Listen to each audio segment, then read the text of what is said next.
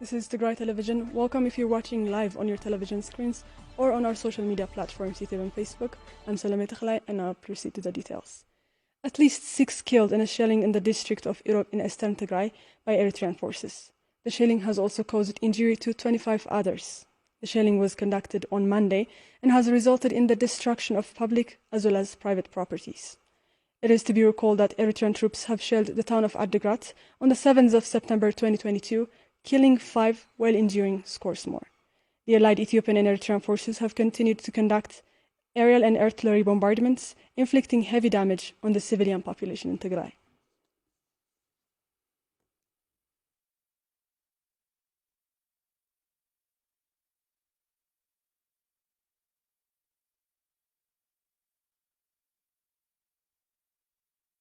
Bureau of Communication inaugurated its documentary on Tigray genocide this afternoon. The Bureau said the documentary was made to file atrocities and to help the international community understand crimes committed against Tigrayans by the Ethiopian government and allying forces. Let's take a look at the report. Bureau of Communication inaugurated its documentary on Tigray genocide this afternoon. The Bureau says the documentary was made in 5 months and it tried to show the genocide being committed on Tigrayans. Closing the inauguration ceremony, member of Tigray Central Command Getachew Reda said the documentary would give more evidence to the international community to call what has unfolded in Tigray by its name, genocide.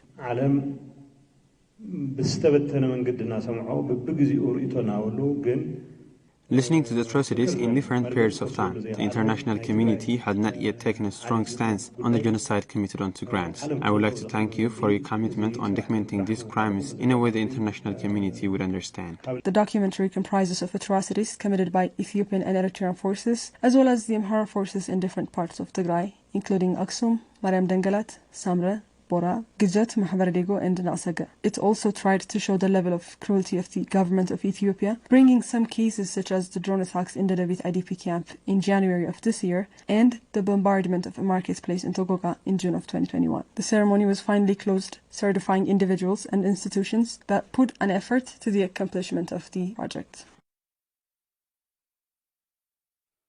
Tigray Bureau of Education says Ethiopia's Ministry of Education is violating international laws. Head for the Bureau, Shushay Amara, states that the Ministry of Education, spending millions to support the Ethiopian National Defense Forces, shows how public institutions have become tools to the war on Tigray. Abil Zagab reports. Head for Bureau of Education, Shisha Amara, says Ethiopia's Ministry of Education is violating international law to please Abiy Ahmed. This comes after Ethiopia's Ministry of Education donated more than 210 million birr to Ethiopian National Defense Forces last week. The head says the act brings no surprise since the Ethiopian government is using all means to exterminate the people of Tigray. You see, it has been close to 3 years since the total denial of right to education to Tigrayan children. See, as a civic institution, what could Ministry of Education think was, on the ways to devise alternative education systems to Tigrayan children, since they are citizens of Ethiopia, actually. So far, we are citizens of Ethiopia. So by taking this as perspective, what one can expect from Ministry of Education is on modalities to serve the Tigrayan children for the right to education. But in fact, this fascist group, let alone thinking to respect the right to education of Tigrayan children, is ultimately a group that decided to completely vanish the entire Tigrayan people. So it's not going to leave the children, it's not going to leave the women, it's not going to leave the special need society. It's for the entire Tigrayan people that they came to vanish from this land. So ultimately they are serving their objective, which is pleasing their Lord, Abiy Ahmed. It's really extreme manionship, that one can say. So what is the ultimate checkpoint for such manions is on how to please their Lord. So if there is any way for them to please Abiy, they don't care about, what the international conventions, declarations, are, prohibiting to any civilian authority or civilian infrastructure not to be used in different military activities. Recalling Ethiopian Airlines' busy weeks transporting weaponry to Ethiopian National Defense Forces, the head says Ethiopian officials wouldn't care to violate international laws and standards if they will have Abiy pleased. That was really seen. We have been observing that the Ethiopian Airlines been serving the military activities of Abiy Ahmed, transporting military personnel, military equipment, and ultimately it was to the intention of vanishing Tigrayan people. And when you see this is happening by a civic institution called Ethiopian Airlines, it was really weird from the perspective of the international rules and regulations and conventions. The same is happening in Ministry of Education. And we know the leadership there is probably one of the best minds of that lot. And they don't really see on what these guys are doing. They really see on how they are going to please their Lord. And that's why they did this. Shisha also accused the Ethiopian government of enrolling children who should have been spending their times in education into its military ranks, violating children's right to education. He calls Ethiopian officials too irresponsible to care for children. Yeah, actually, the Ministry of Education is not delivering only the monetary support. It's also not respecting the right to education of Ethiopian children. And they are keeping silent, or they are supporting, the enrollment of underage children to the military enrollment. This is evident from the military personnel that are surrendering to Tigrayan forces. They don't really care about the children that are missing the service of education. They don't really care about the children that are prohibited or denied from the right to education and the right to protection. The best example to evaluate this is the denial happened in Tigray. So far, it's close to 3 years that since the Tigrayan children are denied the access to education and even protection. So you don't that much expect from such guys that they will serve to the international rules and regulations of how to, on how to really respect different rules while serving in civic institutions. Shaya Amara calls on the international community and donor organizations to audit the budgets they have released to the education sector in Ethiopia. He also says the Ministry of Education should be held accountable for using the donation money to fund the military. We have rules and regulations on ground is to mean that there is a consecutive accountability framework. For each rule and regulation, there has to be an accountability framework. So what is expected from the international community in terms of respecting the rules and regulations is bringing the evil act owners or evil act enterprise owners to accountability. You see, education in the entire world is usually supported by different donors. Be it like UNICEF, UNESCO, UNDP, USAID. There are multiple players in supporting education. So Ethiopia is one of the most beneficiaries of this support. So by implication, it is to mean that Birhanu Nagga is providing such multiple millions of birr to military support, is by implication deducting from the benefit of the children, Ethiopian children, which is donated by certain players on supporting education. That means they should ask they should audit the budget they release to support the Ethiopian education and bring the evil actors to accountability. Global Society of Tigray scholars and professionals said the international community should ensure unfettered humanitarian access into Tigray by bringing an end to the 15 months-long siege imposed on the region.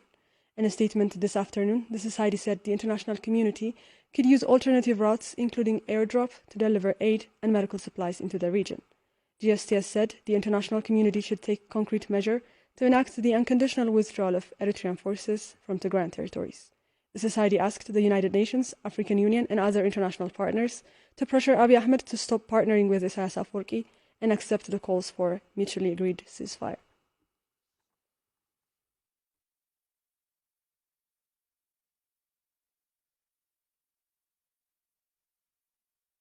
Eritrean soldiers that have fallen into the hands of Tigrayan forces in recent fights say government is forcibly conscripting citizens, including underage children, to its war on Tigray.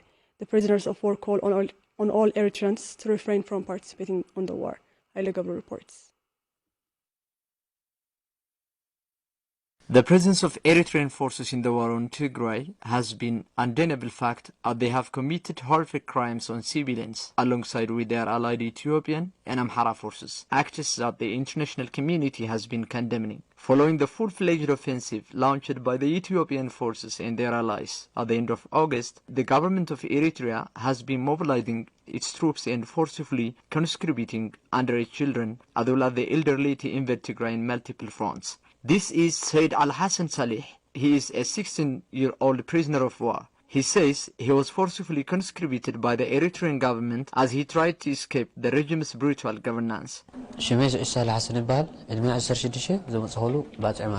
My name is Saeed Saleh Hassan. I'm 16 years old, Solidar. I am from Baz, Eritrea. At first, Eritrean soldiers arrested me in a border to Sudan while I was trying to escape from Eritrea. Then they forced me to join Sawa for a military training. I am one of the 35th round graduates. It's been almost 3 months since I graduated. We didn't know where they would take us, but we were told that the Afar militia from Eritrea would show us the way. However, they left us somewhere. And then the war with Tigrayan forces started. Half of our members have died in the war, but we are alive because we are surrendered to Tigrayan forces. Another prisoner of war, Ahmed Nur Hussein, says Eritrean forces have launched a full-fledged war on Tigray and added that he was captured in the direction of Afar. They brought us from Gahtalai to Gala'alo, claiming that we would be reserve force. After a while, they deployed us in Badda, a border place between Ethiopia and Eritrea. Then our commanders told us that units from the Afar Special Forces will be leading the journey. The infantry divisions were supported by tanks, artillery and mortars from behind. However, these forces didn't do as told. They returned back. After that, the war started, and it was very difficult for us. We were lucky because we surrendered to Tigrayan forces. At first, our commanders didn't tell us where we were going, but we were later informed that we would invade Tigray. Many young people in Eritrea continue to be forced to partake in the war on Tigray under the threat of severe punishment to themselves and their families. The prisoners of war also say that Eritreans should refrain from participating in the war on Tigray. My family might think that I have died. They will get stressed over this. I call on all Eritreans to think twice before joining to military. Otherwise, this will be devastating for them as well. A forcefully conscripted soldier will never have courage to fight because they don't have reasons to fight for. Most members of Eritrean Defense Forces have no interest in fighting in the war. Therefore, I advise my Eritrean brothers and sisters to say no to the war now. For more than 30 years, Eritreans have been subjected to forceful conscription in Sawa military training center located in Gashbarka zone, where children as young as 12 and people as old as 70 would be forced to join active combats. Since the beginning of the war on Tigray, several atrocities ranging from the arbitrary and mass killing of civilians to weaponized sexual violence have been committed. Our reporters visited the vicinity of Addosen in the district of Tsalemti, northwestern Tigray, that has recently been recaptured by Tigrayan forces, and spoke with residents who say they witnessed the massacre of numerous civilians. Again, Haligabo reports. In the month of September this year, members of the Ethiopian security forces, including the Amhara militia and Fano vigilante group, would commit yet another horrific act of massacre in northwestern zone of Tigray, Tsalemte district, where 17 civilians were brutally murdered and 5 others wounded. 17 civilians have been killed so far. On top of this, we have also 5 people who are seriously injured. The way they had been killed was quite shocking. At least they deserve laid to rest on time. However, we were prevented from burying the corpse for days. This shows us their cruelty has no limit at all. This was intentionally done so as to destroy our conscience and let the people live in grief. The residents also added that civilians and civilian properties have been the targets of Ethiopian forces and allies before their retreat following the recapturing of the area by the Tigrayan forces. Over 300 goats and 35 other cattle have been slaughtered by the enemy forces in Dukwakwa and Adukobiye, the local vicinities in Tsalemte district. There are also many cattle which we don't know of their whereabouts. They have looted and vandalized our property. We have left only with the clothes we had worn. They took out our clothes. We had money, soaps and other properties essential for our survival. However, we have nothing now. They also took 11,000 birr from me. Civilians who have nothing to do with the politics were being viciously killed. Besides, they have also slaughtered 11 cattle which belonged to me and my father. The residents say that people in Tsalemte are in dire need of life-saving food assistance due to the fact that their grains have been transported to other places in Amhara and burned by the Amhara forces. Our grains have been transported to some other places. Our houses are left empty.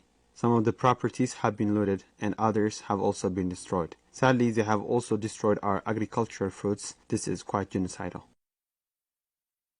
Internally displaced persons have been among the most affected by the ongoing siege, as they continue to suffer from the lack of food, medical supplies, and adequate shelter. We spoke with Leta Hailu, who says she and many IDPs like her that suffer from chronic illnesses have been forced to sell out little food aid they received so as to buy medications. Meron Yamana has more. Letai Hailu is an IDP who is currently sheltered in Mala. She was forcibly displaced from her own home, the district of Tigrai, by the Fano vigilante group. Letai is a single mother living with HIV virus. She says that her son has been suffering from mental illness. The spiraling siege-induced lack of medication, which has deprived her of getting her retroviral treatment for 3 weeks now, has become a major setback that she can't possibly think of a way to survive. I'm an HIV patient, and my son, who is 13 years old, is also mentally ill. And the war has made it impossible for him to get medication. In all the times we went to hospitals, we were constantly told that there were no medications. I've stopped my antiretroviral therapy for 3 weeks now. My son has often experienced seizures. We are experiencing an untold misery. Letai also says that the food aids they receive are far from meeting the staggering needs of the camps, adding that even after receiving these small amounts of aid, they're forced to sell it to purchase medications from private pharmacies at unaffordable prices. We've only received food aid twice in these 7 months. The food we received is nowhere near enough. On top of that, we're forced to sell the aid we receive and buy these expensive medicines from private pharmacies. Letai added that the plastic shelters they live in are delicate and easily crumpled by wind or rain. In addition, she says, they suffer from extreme cold at nights and are exposed to dangerous wild animals. It is very cold at night in these shelters. Hyenas barge in at night, and rats are everywhere. During the rainy season, the wind blows away the plastic shelters we live in. We are then forced to move to another shelter we can possibly find. Lastly, Letai urged the international community to initiate the peace dialogues that are being advised by the Tigrayan government and take a step towards facilitating the peace process, as well as to provide urgent humanitarian assistance to those who are suffering beyond measure. Well, that's all for today. Thank you for watching. See you next time.